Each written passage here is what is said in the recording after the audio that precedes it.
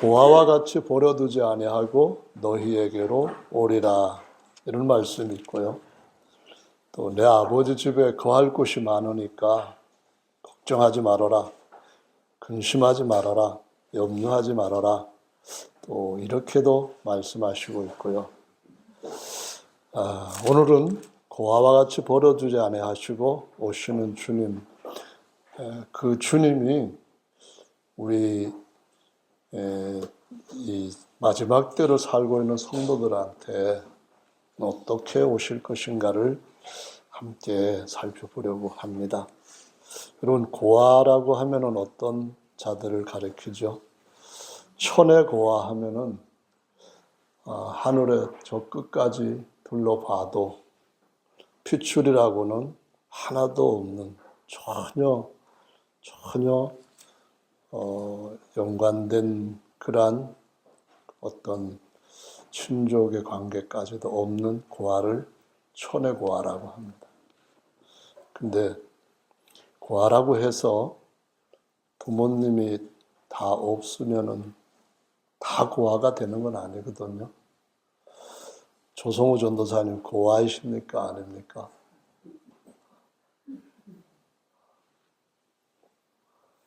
손주까지 보았는데 고아라고 생각하시면 심한 거죠. 네, 우리 김형곤 집사님도 고아 아니시죠?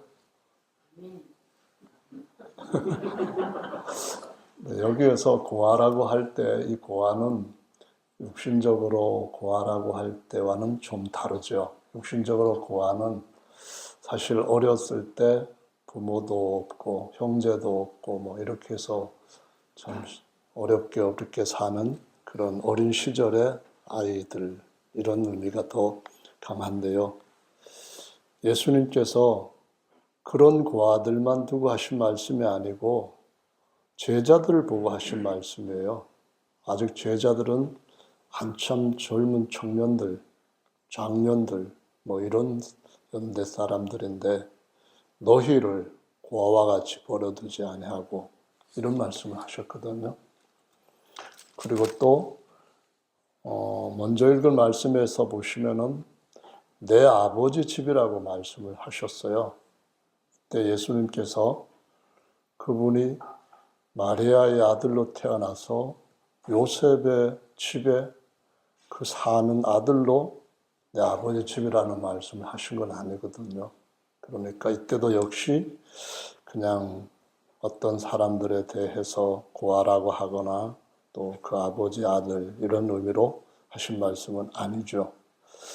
그러면은 고아와 아버지 집 이런 말씀은 다른 면에서 우리한테 가르쳐 주시는 소위 말해서 영적인 의미가 있다라고 하는 것을 알 수가 있죠.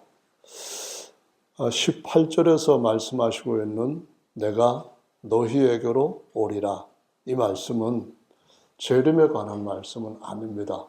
많은 사람들이 재림으로 오해하고도 있는데 이 말씀은 일단 14장 23절의 말씀에 보시면은 예수께서 대답하여 가라사대 사람이 나를 사랑하면 내 말을 지키리니 내 아버지께서 저를 사랑하실 것이요 우리가 저에게 와서 거처를 저와 함께 하리라 라는 말씀과 연관되어 있는 겁니다. 우리가, 나와 아버지가 저에게 와서, 저에게라고 하는 말은 지난 시간에 말씀드렸던 진정한 영접입니다.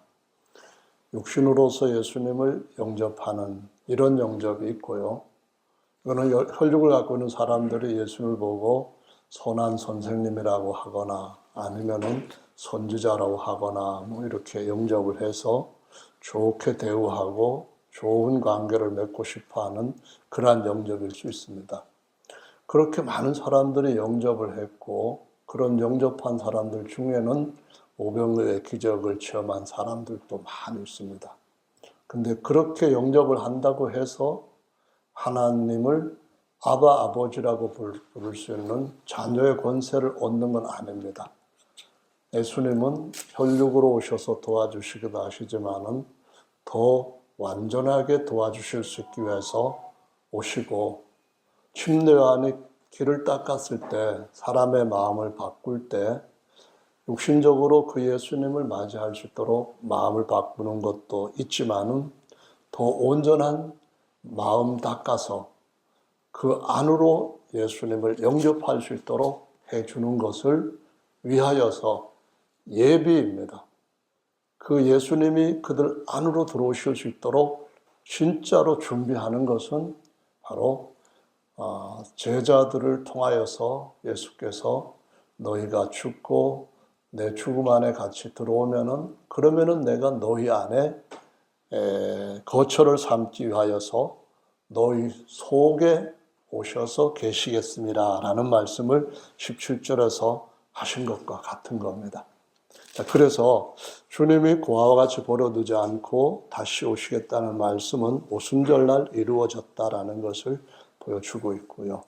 그런 의미에서 고아는 어떤 사람들을 가리키느냐 하면은 하나님이 없는 모든 이방인들을 고아라고 합니다.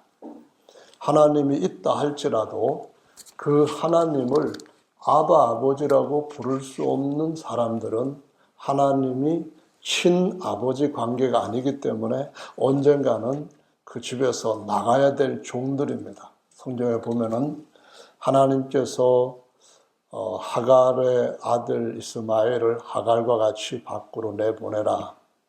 너의 본처의 아들이 후사를 얻는 것처럼 종의 아들은 같이 후사를 못 얻게 되는 것이 내 뜻이다. 그래서 종은 아버지 집에 영원히 거하지 못하지만 아들이면은 아버지 집에 모든 걸 물려받고 그걸 누리며 산다는 것인데, 그런데 그 아버지가 바로 하나님이시라는 거죠. 사람의 재벌이 아니고, 오전에도 말씀드렸던 것처럼 380조, 400조 되는 재산을 갖고 있다 할지라도 그가 하나님 안에서 그 안에 예수님의 성령이 들어오셔서 거처를 같이 하지 아니하면은 고아입니다. 나이가 50대 됐다 할지라도 아버지 없는 고아이고 언젠가는 쫓겨나게 되고 그 삶은 점점 더 어렵고 힘들어져서 결국은 아주 큰 고통을 물려받을 수밖에 없게 되는 것이거든요. 그래서 이런 고아와 같은 삶을 어디에서 그 흔적을 볼 수 있는가 하면은 마태복음 11장 말씀에서 볼 수가 있어요. 마태복음 11장의 말씀에 보시면은 이런 말씀이 있습니다. 11장에 보시면은 28절에 수고하고 무거운 짐진 자들아 다 내게로 오라. 내가 너희를 쉬게 하리라. 나는 마음이 온유하고 겸손하니 나의 멍에를 메고 내게 배우라. 그리하면 너희 마음이 쉼을 얻으리니 이는 내 멍에는 쉽고 내 짐은 가벼움이라 하시니라 라는 말씀이 있습니다. 여기서 보면은 수고하고 무거운 짐진 자들이 누구예요? 부모의 슬하에서 부모의 도움을 받지 못하고 혼자서 정말 어렵게 생존을 위해 가지고 쓰레기통도 뒤질 수도 있고 아니면은 잠을 잘 때 울지 않고서는 못 잘 정도로 비참한 인생을 사는 그러한 고아들, 그런 고아들과 같이 모든 인생들이 죄와 사망과 사탄 마귀에 의해 가지고 하나님을 아버지라고 섬기며 그것을 누려야 할 때가 훨씬 지났는데도 불구하고 못 누리고 혼자 인생의 무거운 짐을 다 지고 혼자 죄의 짐을 다 지고 혼자 사망의 짐을 지고 가다가 결국은 내려놓지 못하고 영원토록 불못에 던져지는 그런 끔찍한 일을 당할 자들을 여기서 수고하고 무거운 짐진 자들이라고 말씀을 합니다. 그 어떤 것이냐 하면은 이 수고하고 무거운 짐에 대한 것을 이해를 하려면은 마태복음 11장에 있는 이 말씀을 같이 먼저 알아야 됩니다. 어디에 있는가 하면은 그 21절 말씀에 보시면은 화가 있을진저 고라시나 화가 있을진저 베세다야. 여기는 하나님의 기적을, 예수님의 기적을 최고로 많이 일으키셨던 고을들입니다. 그런데 그 고을들이 예수님께로 돌아오는 진정한 회개를 하지 않았다는 겁니다. 그래서 주님이 하시는 말씀이 이러한 모든 권능을 두로와 시돈에서 행하였다면 저희가 벌써 베옷을 입고 앉아 회개하였으리라. 내가 너희에게 이르노니 심판날에 두로와 시돈이 너희보다 견디기 쉬우리라. 가버나움아 내가 하늘에까지 높아지겠느냐? 음부에까지 낮아지리라. 내게서 행한 모든 권능을 소돔에서 행하였다면 그 성이 오늘날까지 있었으리라. 내가 너희에게 이르노니 심판날에 소돔 땅이 너보다 견디기 쉬우리라 하시니라 라고 말씀하십니다.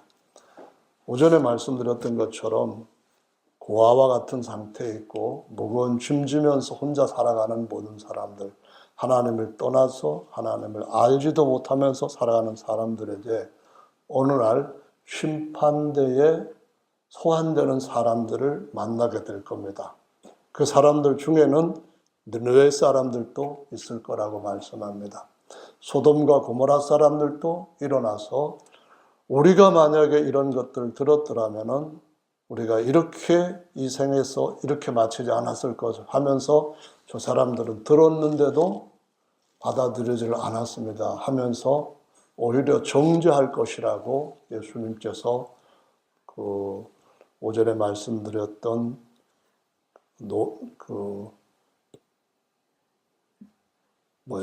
오전에 말씀드렸던 비둘기, 이 비둘기의 소식을 받아들이지 않았던 모든 사람들이 결국은 그런 멸망을 받게 될 짐들을 지고 가는 자들이라고 말씀을 하시고 있습니다.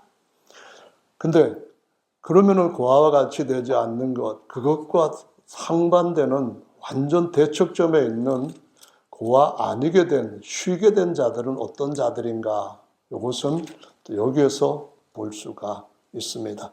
11절의 말씀에서 보시면은 마태복음 11장 11절입니다. 내가 진실로 너희에게 말하노니 여자가 낳은 자 중에 세례 침례 요한보다 큰 이가 일어남이 없도다. 그러나 천국에서는 극히 작은 자라도 저보다 크니라 라는 말씀을 하십니다.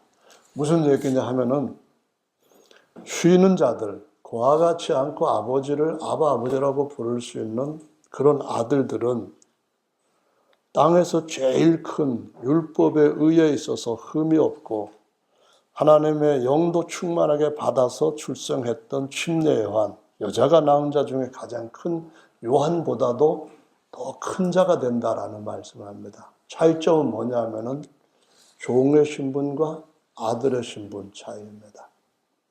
아버지가 있지만은 종으로서 아들은 언젠가 땅에서 끝나는 삶이 그가 아버지로부터도 끝나는 삶이 될 수 있다는 겁니다. 그래서 거기에서 아버지이신 예수님을 안으로 모셔드려야 되는데 영으로 오실 때 모셔드리는 것은 이 마음을 열고 이 안에 아버지께 들어오셔서 정말 내가 너를 낳았다라고 증거할 수 있는 이러한 하나님의 인정하시는 인을 치신 것 같은 장래 모든 것들을 다 책임져 주실 것이라고 하시는 보증으로 세우시는 것 같은 그와 같은 영접이 반드시 필요하다라고 말씀을 하시는 거죠.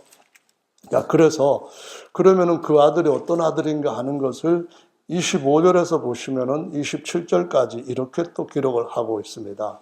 거기 보시면은 그때 예수께서 대답하여 가라사대 천지의 주제이신 아버지여, 천지의 모든 것들을 지으시고 주관하고 계시는 소유자, 그래서 주제라는 표현을 썼잖아요. 이것을 지혜롭고 슬기는 자들에게는 숨기시고 어린아이들에게는 나타내심을 감사나이다. 여기 어린아이들은 우리 지우라든가 아니면 뭐 다른 초등학생이라든가 그런 얘기를 하는 건 아닙니다. 여기에서 어린아이는 하나님 앞에서 자신이 얼마나 보잘것없는 존재인가 하는 자기 정체성이 제대로 서 있는 사람을 가리키는 겁니다. 솔로몬이 나는 애기이고 하나님의 백성은 너무나도 위대한 백성인데 내가 하나님의 백성들을 재판하려고 한다면은 저는 무지하고 어리석으니까 지혜를 주십시오. 어린아이 같은 저에게 지혜를 주셔서 좋은 판단할 수 있는 왕으로 세워주십시오. 이거를 하나님 앞에 구할 때 그때 어린아이 같은 어린아이를 말하는 겁니다. 그래서 뭘 알리고 뭘 숨기셨나 하니까 보니까 이렇게 말합니다. 옳소이다. 이렇게 된 것이 아버지의 뜻이니이다. 내 아버지께서 모든 것을 내게 주셨으니 아버지 외에는 아들을 아는 자가 없고 아들과 또 아들의 소원대로 계시를 받는 자 외에는 아버지를 아는 자가 없느니라 라고 말씀하십니다. 하나님의 아들은 어떤 존재냐? 고아가 아니고 이제는 아버지를 찾아서 그 아버지의 설하에서 살아가는 사람들은 어떤 사람이냐? 이 안에 아버지께서 들어오셔서 그 아버지께서 이 집에 같이 사시면서 같이 우리의 삶을 일구어 가시고 도와주시는 아버지는 어떤 분이시냐? 그분은 아들에게 모든 것을 주시는 아버지라고 말씀합니다. 그분의 아들은 모든 것을 아버지로부터 받아서 아버지 것은 다 내 것이라고 맏아들이 되신 예수님처럼 자신이 가지고 있는 것에 대한 것을 제대로 알고 그 아버지를 점점점 생애 가운데서 신앙 중에 알아가고 자라가는 사람들을 가리키는 것임을 볼 수가 있습니다. 그래서 저와 여러분들이 아버지로부터 얻은 집이 뭔가 이런 생각을 하면은 아무리 머리 좋게 돈을 잘 벌 수 있도록 굴리고 아무리 다른 사람들한테 아주 뛰어난 세상 성공 방법을 상담해 준다 할지라도 하나님께서 주시는 진짜 아버지 집에 대한 것과 아버지의 아들이 되어서 살아가는 짐 벗고 자유를 즐기며 살아가는 삶을 놓칠 수가 있다라는 것입니다. 그러면은 이 아들은 어떤 것인가 하는 것을 12장으로 가서 보시면은 이것이 바로 하나님의 아들 되고 고아가 아닌 삶이구나 하는 것을 또 한번 새롭게 볼 수가 있는데요. 12장에 보시면은 예수께서 안식일에 밀밭 사이로 지나가시는데 제자들이 시장하여 이삭을 잘라 먹으니 바리새인들이 보고 예수께 고하되 보시오 당신의 제자들이 안식일 하지 못할 일을 하나이다 라고 말합니다.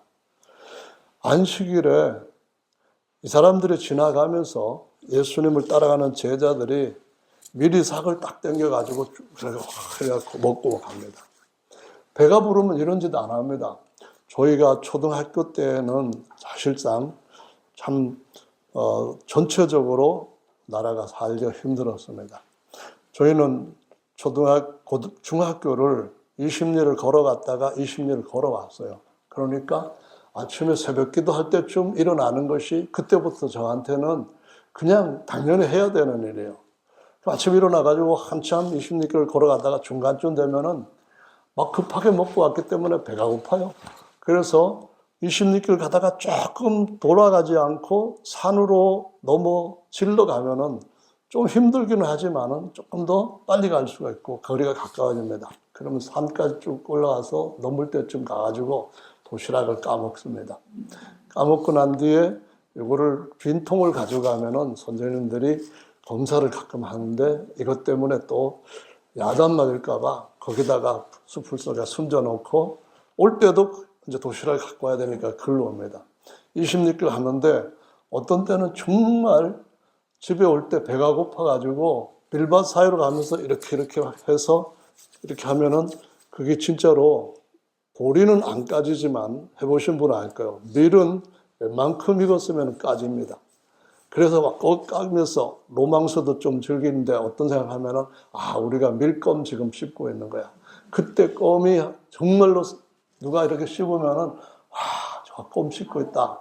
그래서 껌 씹다가 동생이 모르게 가만히 어디다 붙여놨다가 그 다음날 안 볼 때 딱 뜯어가지고 또 씹습니다. 근데 그런 거는 안 하고 밀로 이렇게 하면은 이 찰진 게 없습니다. 그냥 조금 있다가 그냥 흐물흐물해서 넘어가는데 그러면서 배고름도 취하고 해결하고 또 껌 씹는 기분도 조금 느끼고 그랬었는데요. 예수님이 천지를 창조하신 그분, 요한복음 1장에 보면 그분은 하나님이시고 그분이 말씀으로 모든 걸 지으시고 그분이 육체를 입고 오신 분인데 그분을 따라다니는 제자들이 다윗의 군대처럼, 다윗을 추종했던 사람처럼 400명 정도도 되는 거 아니고 꼴랑 12명이었습니다.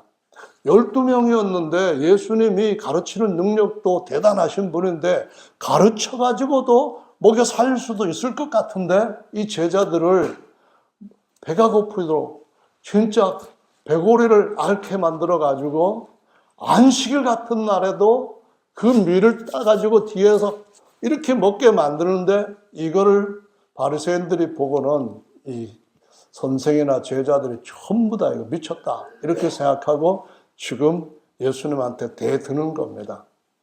그런데 이 사건이 뭘까요? 이 사건이 주는 의미가 뭘까요? 예수님이 그를 따라다니는 제자들한테 그렇게 하도록 그냥 내버려두고 두둔한 이유가 뭘까요? 먹고입니다. 그게 뭐냐 하면은 주님이 딱 이어진 말씀에 보면은 다윗이 자기와 함께 한 자들에게 그들이 시장할 때에 한 일을 잃지 못하였느냐? 그가 하나님의 전에 들어가서 제사장만 먹을 수 있는 진설병을 먹지 않았느냐? 그랬다고 해서 제사장 아닌 유다지파 출신이 진설병을 먹었으니까 율법을 범했다고 정죄받아야 됐는데 정죄받았느냐? 아니지 않느냐? 오히려 잘 싸우라고 칼도 얻어갔지 않냐? 이런 얘기를 하면서 또 이어져서 무슨 말씀을 하신가 하면은 안식일에 제사장들의 성전 안에서 안식을 범하여도 죄가 없음을 너희가 율법에서 읽지 못하였느냐? 안식일날 제사장들이 그 하는 일이 자기들을 위할 뿐만 아니라 이스라엘 모든 백성들을 위하여서 일하는데 그런다고 해서 제사장들한테 안식을 범했다고 한 거 봤냐? 이 말씀을 하시면서 예수는 무슨 말씀을 하는가 하면은 이 제자들과 나는 하늘에 있는 영원한 성전의 대제사장과 제사장으로 섬길 자들이다. 이 말씀을 요 일을 가지고 지금 가르치고 계시는 겁니다. 너무나 놀라운 일이에요. 안식일에 돌 맞아 죽을 짓을 했는데 그들을 보고 예수님께서 하시는 말씀이 오히려 우시아 왕도 들어갔다가 문둥이 되어서 쫓겨나서 평생 문둥이 되었던 그 성전 안에 떡을 먹을 뿐만 아니라 그들이 이렇게 하나님을 섬기는 것이 다른 모든 사람들을 살리게 하는 제사장의 직무 중에서도 더 존귀한 제사장으로 지금 날 따라오는 거야. 이 말씀을 하시고 또 뭐라고 하시는가 하면은 여기 이렇게 나옵니다. 안식일에 성전 안에서 죄를 범하였다고 해도 그걸 범하였다도 안식을 범하였다도 죄가 아닌데 오히려 내가 너희한테 말하노니 성전보다 더 큰 이가 여기 있느니라 이 말씀을 하시는 겁니다. 성전보다 더 크다는 말은 땅에 성전이 있다면 그 성전의 주님이 성전의 핵심이라는 거예요. 아무리 집이 있다 해도 그 집에 주인이 없으면 낡아지고 무너지게 돼 있어요. 성전이 성전인 이유는 하나님이 계시기 때문에 성전 역할을 하는 거죠. 그래서 제사장들이 거기 있는 것이고 그럼 성전보다 더 큰 이는 누구예요? 성전의 주 하나님이시다. 그 말씀을 하시는 거예요. 예수님이 말씀하시기를 내 안의 아버지는 성전의 주님이시고 내 몸은 하나님이 거하시는 장막 하나님의 집이고 장차 내 이 육체 안에가 아니라 내가 신령한 몸으로 부활이 되면은 나를 따르는 모든 자들도 그들의 몸이 성전으로 아버지 집이 되고 그들의 영은 하나님의 아들이 되어서 고아와 같지 아니하고 하나님의 참아들로서 집 맡을 자들로서 후사의 자리에 떡하니 앉게 되고 그들의 섬김이 영원토록 모든 사람들을 하나님 앞에 살리게 하고 복되게 하는 일을 하는 것이다 라고 이 말씀을 떡 하시는 겁니다. 할렐루야. 그리고 난데 또 뭐라고 말씀하시는가 보니까 나는 자비를 원하고 제사를 원치 아니하노라 하신 뜻을 너희가 알았다면 무죄한 자를 죄로 정치 아니하였으라. 죄가 없는데 왜 죄로 정하느냐 이 말씀하시면서 못을 딱 봤는데 나는 안식일의 주인이니라 이 말씀합니다. 안식일은 6일 동안 하나님이 일하시고 7일째 쉬셨어요. 그래서 하나님이 안식일에 모든 창조 주님이시고 날짜도 지으신 주님이시고 모든 것들이 다 그분 손안에 있는 그분 것이다. 그 말씀인데 안식일도 내 거다 이 말씀을 하실 때 그 말씀은 예수님께서 하나님으로서 하나님이 날짜도 지으셨으니까 지으신 날짜도 내 것이다 이 말씀을 하시면서 날 따라오는 모든 같이 아들 된 자들도 같은 한 아버지께로부터 태어나서 그들 모두가 내가 지은 날짜, 시간 모든 것들을 그들이 소유로 삼아서 그 위에서 누리게 된다 이 말씀을 하시는 거예요. 그러니까 무슨 얘기냐? 만약에 우리가 뭐를 지었어요. 뭐 자전거를 하나 만들었다. 자전거 만들기 어렵지만은 만들었어요. 그걸 만들었는데 자전거를 치고 다닙니까? 아니면은 자전거를 타고 다닙니까? 여기에 자전거 업고 다니는 분 계신다면은 정말 기네스북에 오를 거예요. 자전거는 우리가 타려고 만드는 겁니다. 그게 나무 자전거든 아니면 전기 자전거든 우리가 타려고 하는 것이지 치고 다니려고 안고 다니고 업고 다니려고 만들어지는 건 하나도 없는 줄로 믿으시기 바랍니다. 하나님이 지으신 모든 것이 아들들한테 아들 좋아라고 가지고 놀고 가지고 살고 가지고 즐기라고 만드신 것이지 하나도 아들을 얼고 매기 위해서 하신 것은 없다는 것을 보여주시고 있는 것입니다. 우리가 하나님의 아들이 되고 고아가 아니라 무거운 짐진 자들이 아닌 모든 매인 것으로부터 자유를 누리는 아들이 자유케 하면 참 아들을 자유케 될 것이다. 그렇게 완전한 자유를 누릴 수 있게 하시는 것이 바로 주님께서 우리를 고아같이 버려두지 않고 아들 되게 하기 위해서 오시는 성령 영접이라는 사실을 이해하시기를 바랍니다. 할렐루야! 아들 영접 너무나 놀라운 겁니다. 비둘기 요나가 가가지고 얘기했던 것들은 사실상 그 사람들이 받아들이려면은 완전 국가 반역적인 그냥 뭐랄까요? 십자가에다 매달아 죽여야 할 만큼 그런 무서운 범죄의 연비와 같은 것이었습니다. 그런데도 하나님의 마음을 바꾸시니까 엄청난 변화가 일어났는데 저와 여러분들은 다른 이들한테 우리가 받은 것이 뭐냐고 질문을 받을 때에 무슨 대답을 준비하고 계십니까?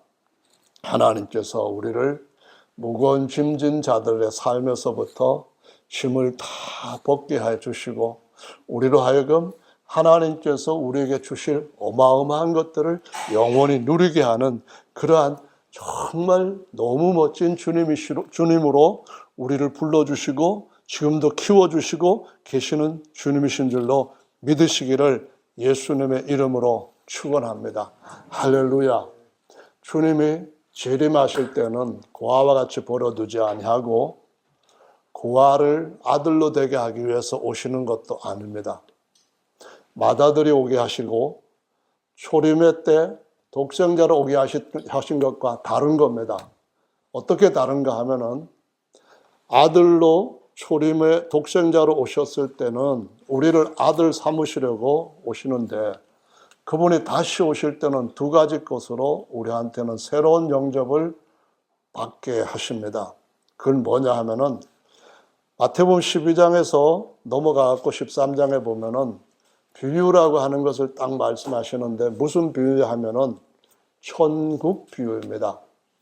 천국 비유라고 하는 것은 예수께서 다시 오실 때 왕권을 가지고 오시면서 그분을 왕으로 영접하는 자들한테는 왕되게 하시겠다고 하는 같은 형제로서 만왕들이 되게 하시겠다는 그 목적으로 오신다는 것이고요. 맏아들이라고 하는 표현을 쓴 것은 아들들이 많다는 것이고요.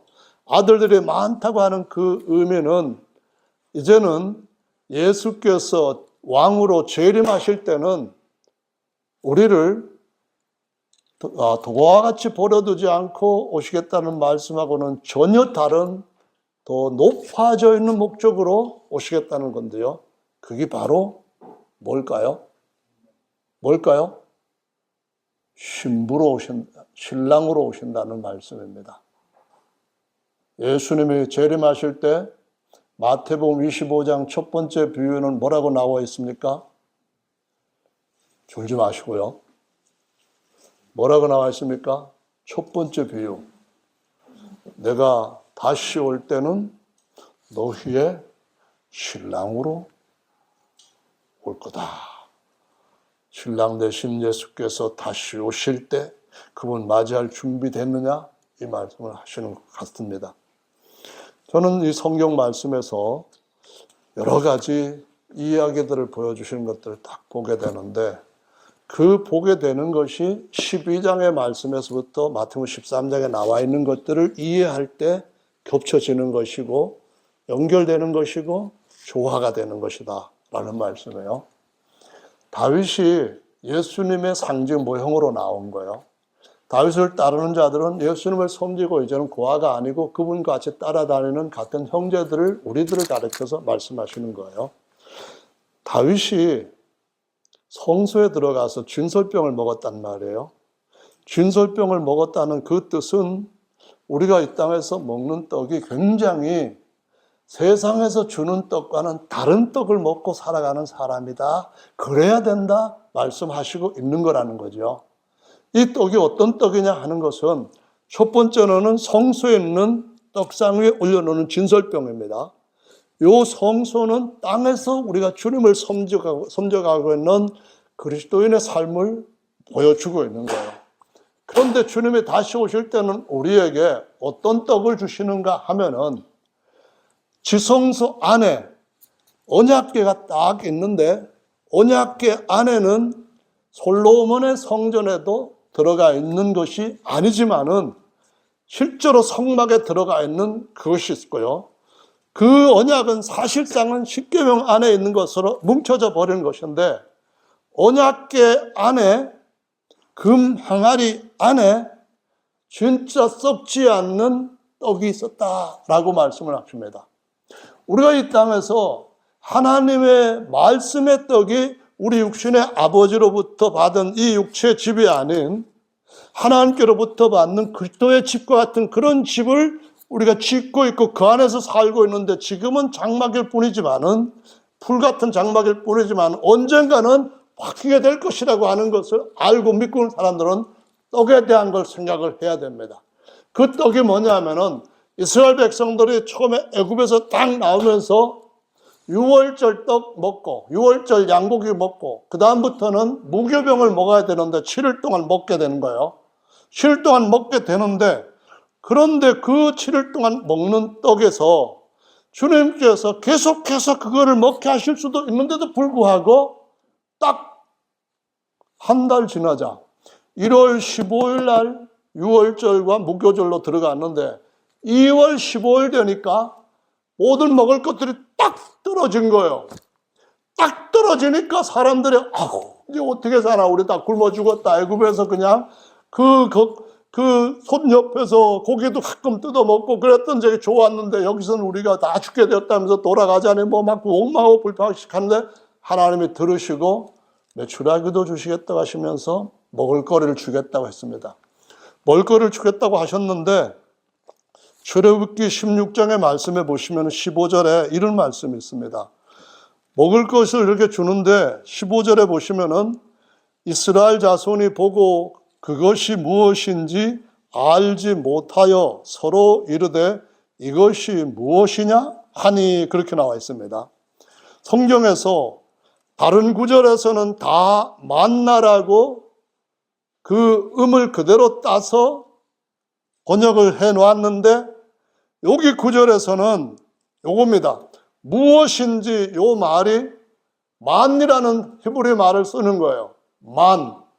이걸 갖다가 의문사로 붙여가지고 이게 뭐지 그럴 때는 만나 이런 식으로 전부 다 만나로 번역을 했는데, 본래 처음에 요 이름이 붙여질 때는 그 의미가 없이 그냥 만나 히브리 말로 이렇게 한다. 이게 무슨 말이냐?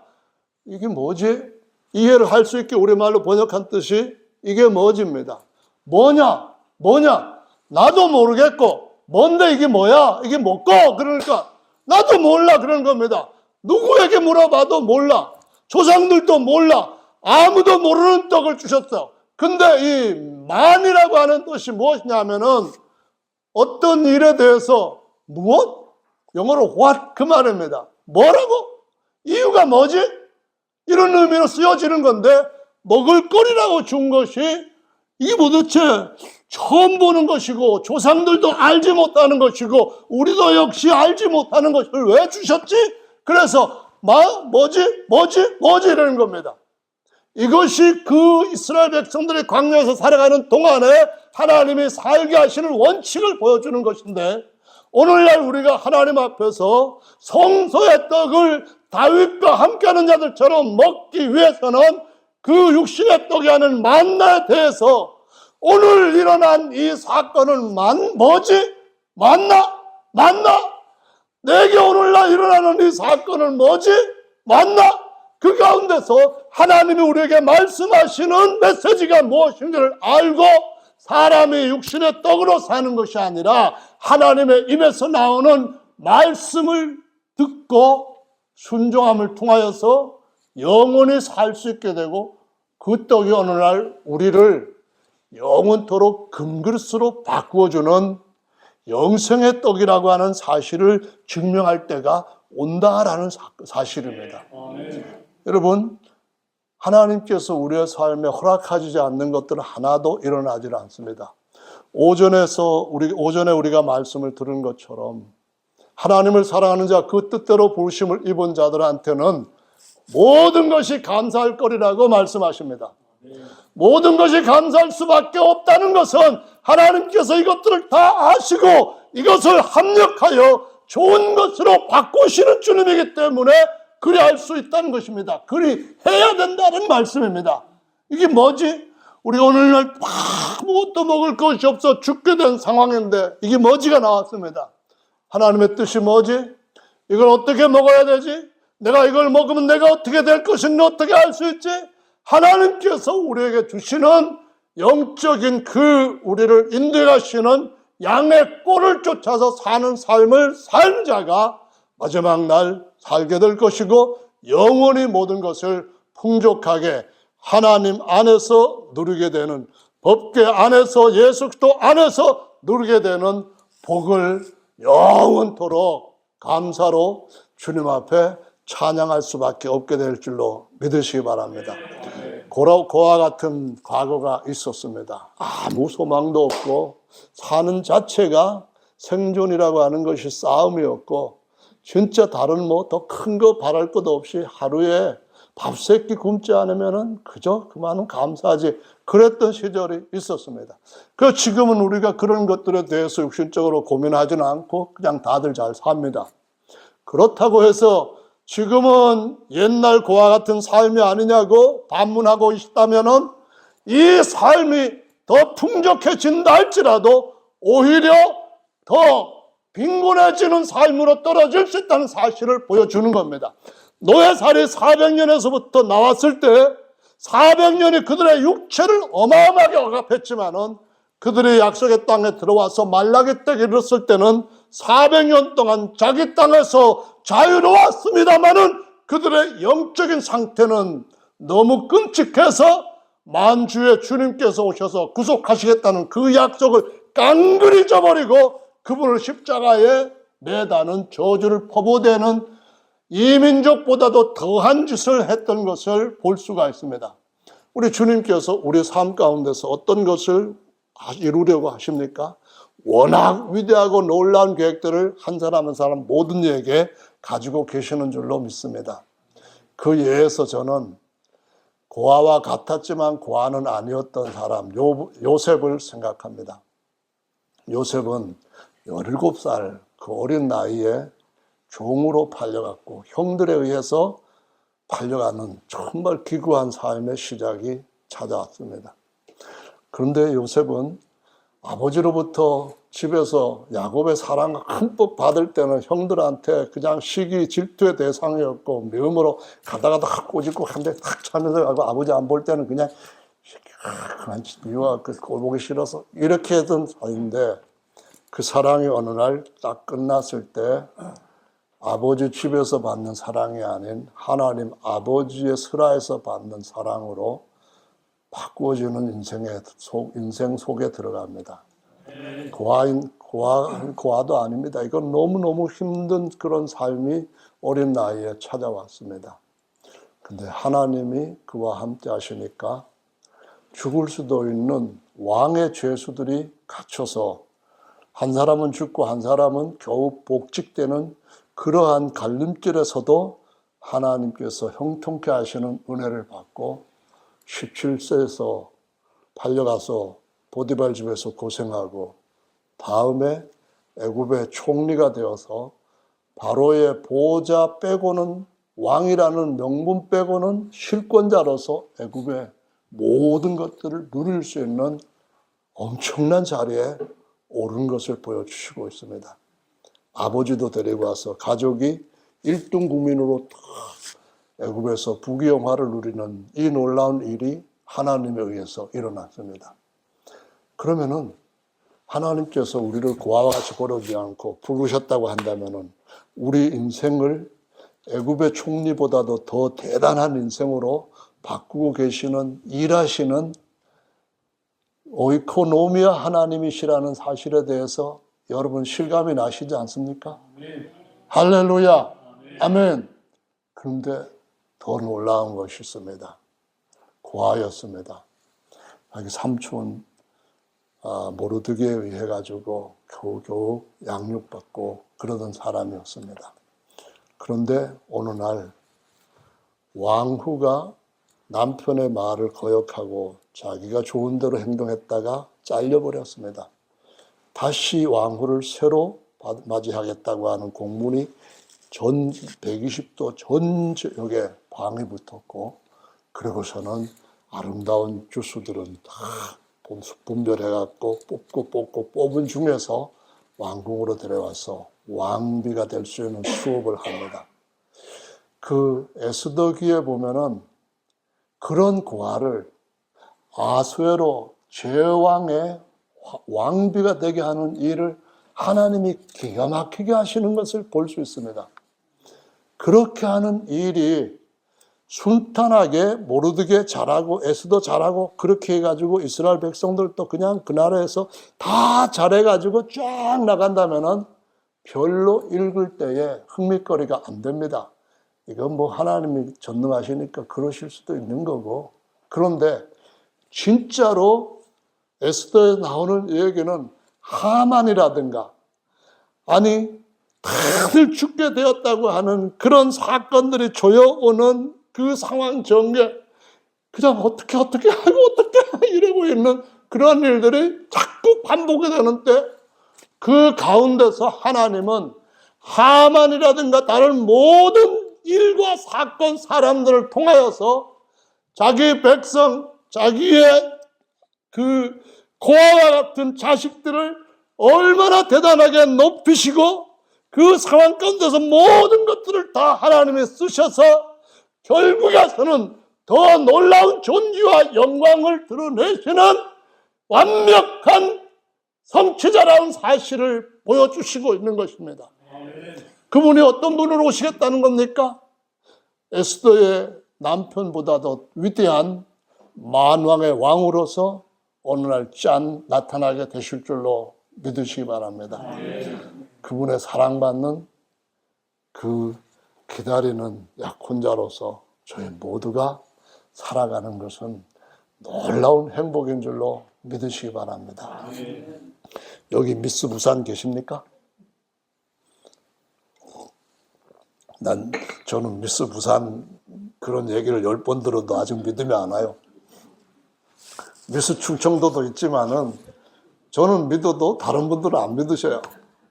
근데 미스 월드도 아니고 정말 그분의 신부로서 그분 앞에 헵시바와 뷸라와 같은 모습으로 드러내는 우리의 진정한 모습이 드러날 때가 곧 오는 줄로 믿습니다. 아멘. 그분이 다시 오실 때는 고아를 아비 찾게 해주는 것에서 유업을 얻는 데서부터 더 나아가 남편이신 그분으로부터 이 하나님의 모든 것을 절반이라도 달라면은 다 주겠다고 하는 그런 신랑을 맞이하기 위해서 오늘도 저와 여러분들은 하나님께서 주신 이 말씀의 떡을 보면서 상황 속에 이게 뭐지?